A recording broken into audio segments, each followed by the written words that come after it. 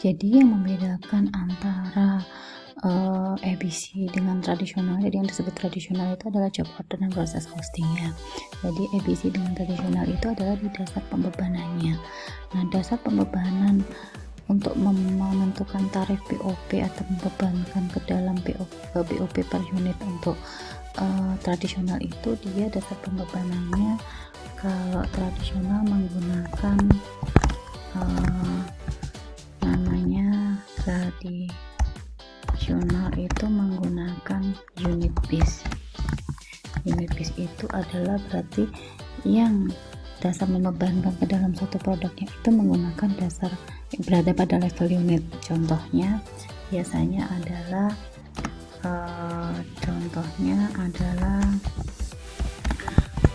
berdasarkan unit yang diproduksi, kemudian berdasarkan jam kerja langsung, ya kan, kemudian jam mesin, kemudian biaya bahan baku atau biaya tenaga kerja langsung. Nah, ini semua ini tadi unit diproduksi, jam kerja langsung, jam mesin, biaya bahan baku, biaya tenaga kerja langsung, ini adalah dasar pembebanan produk yang berada pada level unit. Nah, yang kalau Anda menghitung dengan menggunakan tradisional baik job order maupun proses costing, itu menentukan BOP-nya itu adalah dasarnya menggunakan unit base atau yang berada pada level unit. Sedangkan nah ini yang membuat pengembangan terhadap adanya metode perhitungan harga pokok dengan menggunakan ABC itu, bahwa yang seperti kita ketahui ternyata di dalam biaya overhead itu terdapat bermacam-macam biaya.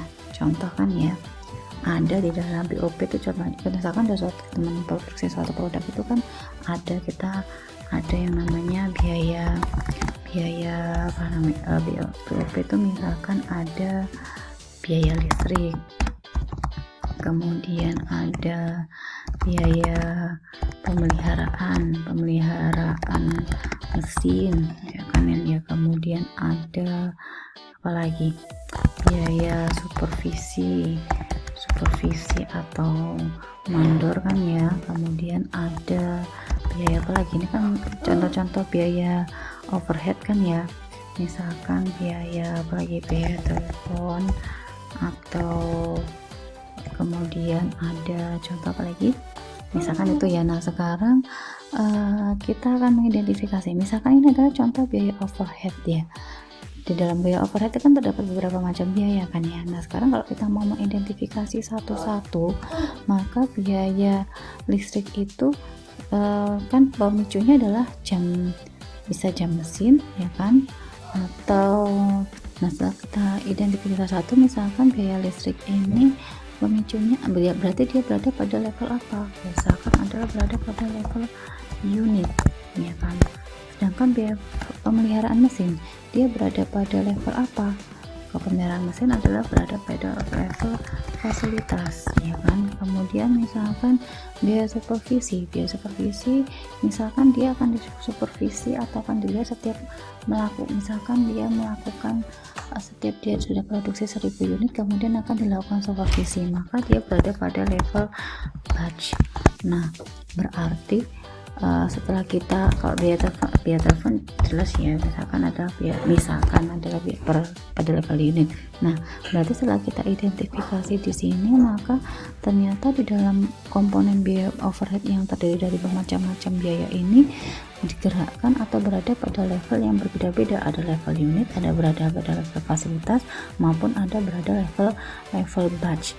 Nah, sedangkan di metode pembebanan BOP dengan menggunakan tradisional tadi, dia hanya membebankan ke dalam produknya itu, BOP dibebankan ke dalam produknya itu hanya berdasarkan pada, atau dasar pembebanannya itu hanya berada pada level unit. Nah, padahal untuk memproduksi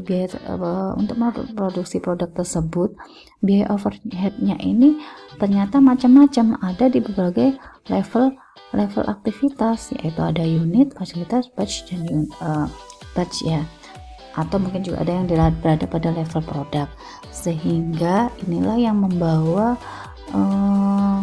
perkembangan baru untuk menghitung metode harga pokok produksi dengan menggunakan activity based costing. Jadi di activity based costing nantinya kita akan membebankan biaya overheadnya itu berdasarkan aktivitas ini. Aktivitas apa aja ya, ada aktivitas yang dalam unit, aktivitas fasilitas, ada aktivitas pada level batch dan seterusnya. Jadi tarif BOP-nya tadi tidak hanya tunggal atau tidak hanya satu saja. Kalau di tradisional itu biasanya cenderung atau relatif untuk pembebanan produknya itu hanya tunggal atau hanya satu saja. Sedangkan kalau di activity based costing maka pembebanan atau tarif BOP-nya nanti lebih dari satu karena akan berdasarkan level-level aktivitasnya ini tadi, seperti itu. Nah, oleh karena itu di sini kita akan mengenal beberapa makanya berkembang ABC tadi ya, karena ternyata terdapat beberapa kegagalan cost driver kalau kita hanya membebankan berdasarkan unit saja. BOP-nya kita bebankan hanya berdasarkan unit saja. Ada dua faktor utama menyebabkan cost driver berdasarkan unit ini tidak mampu membebankan BOP secara tepat. Yang pertama adalah proporsi biaya overhead yang tidak berhubungan dengan unit terhadap total biaya overhead. Misalkan biaya overhead tadi itu jadi apabila suatu biaya overhead yang digunakan untuk memproduksi produk tersebut itu tadi kan terdiri dari beberapa macam jenis biaya kan ya, ternyata biaya yang paling dominan itu digerakkan misalkan pada level batch atau biaya overheadnya misalkan ada 100 ribu gitu kan ya misalkan. Kemudian dari 100.000 itu ternyata yang 80.000 itu digerakkan berdasarkan level batch atau pemicunya cost drivernya berada pada level batch, sedangkan kita membebankan ke produknya berdasarkan level unitnya, maka tentunya kan tidak tepat kita membebankan biaya overheadnya itu berdasarkan level unit. Atau yang kedua juga tingkat diversitas produknya. Jadi misalkan produknya terdiri dari beberapa macam, kalau kita hanya memproduksikan berdasarkan unit, sedangkan beberapa produk itu memiliki keragaman biaya overhead yang dikonsumsi, sedangkan misalkan biaya produk A, produk B semuanya kita pukul rata dengan menggunakan berdasarkan atau kita bebankan pada level unit, sedangkan produk A dan produk B itu penggeraknya tidak berbeda. Misalkan oke lah yang yang produk A dia banyak digerakkan pada level unit, sedangkan produk B tidak pada level unit, sedangkan kita sama ratakan berada pada level unit, tentunya akan menjadi kegagalan kita dalam membebankan produk itu pada level dengan menggunakan level unit saja, seperti itu. Kemudian ini beberapa istilah ya yang harus kita pahami. Sebenarnya juga sudah kita sebutkan di awal. Ada yang disebut objek biaya. Objek biaya itu adalah satu tempat atau aktivitas di mana biaya akan diakumulasikan. Ada 4 macam objek biaya yang biasa dipergunakan. Misalkan produk merupakan objek biaya karena dalam produk itulah nanti kita akan membebankan suatu biaya kan ya. Kemudian jasa pun juga suatu objek biaya yang akan nanti kita bebankan. Atau departemen, kalau kita bicara ke perusahaan kita bicara departemen A, ini biayanya berapa gitu kan ya, maka merupakan suatu objek biaya. Atau proyek itu baik proyek penelitian, baik promosi, kita akan bebankan berapa proyek penelitian, berapa proyek promosi, berarti merupakan suatu objek biaya. Yang kedua adalah yang kita sebut pemicu biaya. Pemicu biaya atau cost driver itu apa? Pemicu biaya atau cost driver itu adalah faktor yang memberi efek terhadap perubahan besaran biaya yang dibebankan terhadap suatu objek biaya. Makanya yang menggerakkan biaya itu menjadi berubah, ya kan. Pemicu biaya pada suatu aktivitas akan disesuaikan dengan karakteristik dari aktivitas tersebut. Misalnya ya tadi suatu produk ini biayanya akan berubah karena setiap satu unit produk bertambah. Misalkan biaya bahan bakunya dia bertambah, maka karena biaya bahan bakunya bertambah, maka bahan baku ini menjadi pemicu biayanya. Yang menjadi pemicu biaya bahan baku tadi adalah yang memicu bertambahnya biaya bahan baku tadi adalah apa? Jumlah unit yang diproduksi. Maka yang menjadi cost drivernya adalah jumlah unit yang diproduksi, karena setiap penambahan satu unit yang diproduksi, maka biaya bahan bakunya pun juga akan bertambah. Itu yang disebut sebagai cost driver. Nah ini misalkan setup mesin berarti misalkan ya, setup mesin ini berarti biayanya yang semakin banyak, setup mesin ini dipicu oleh apa, misalkan biayanya akan semakin bertambah kalau frekuensi untuk melakukan setupnya juga bertambah, ya kan. Artinya setiap misalkan satu hari dilakukan setup 5 kali, atau berarti otomatis kan biaya 5 kali. Misalkan besok ternyata setupnya terjadi 6 kali, berarti ya, biaya setup mesinnya kan bertambah. Maka yang menjadi memicu biaya setup mesin itu adalah frekuensi setupnya. Misalkan seperti itu adalah cost driver. Kemudian kita juga mengenal yang namanya cost pool. Cost pool itu apa? Terjadinya biaya dikarenakan adanya penggunaan sumber daya ekonomi oleh suatu kegiatan tertentu untuk tujuan tertentu. Biaya-biaya yang sejenis yang terjadi untuk tujuan yang sama biasanya dikumpulkan menjadi satu kelompok yang disebut cost pool. Jadi beberapa biaya-biaya overhead tadi kita akan kelompok-kelompokkan ke dalam satu yang kita sebut adalah cost pool. Misalkan bisa kita kelompokkan berdasarkan level aktivitasnya. Jadi misalkan tadi biaya overhead tadi terdiri dari biaya apa saja, misalkan yang level unit kita kelompokkan pada level unit, sedangkan yang level batch kita kelompokkan dengan level batch, yang level fasilitas kita kelompokkan berdasarkan bahwa yang kita jadikan satu gitu kan ya, maka itu namanya adalah cost pool.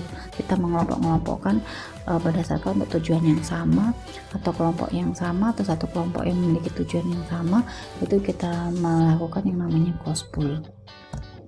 Kemudian ini tadi sudah saya jelaskan.